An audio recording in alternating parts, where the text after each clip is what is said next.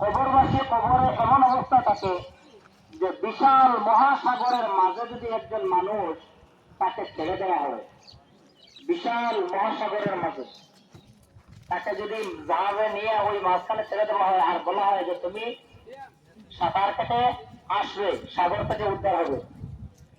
মহাসাগরের মাঝ থেকে কোনো মানুষের আশা আছে যে মহাসাগরের মাঝখান থেকে আমি সাঁতার কেটে আমি জমিনের সাহারা নিতে পারবো? অসম্ভব। এই জন্য যারা পাপিষ্ঠ, যারা আল্লাহর বিধানের বাইরে সীমা লঙ্ঘন করেছে, তারা এইরকম অবস্থায় কবরের মধ্যে থাকে, ডুবন্ত অবস্থায়। তারা কবরের মধ্যে ডুবন্ত মানুষের মতো সাঁতার কাটতে থাকে আগুনের মধ্যে, আগুনের কুণ্ডলিতে।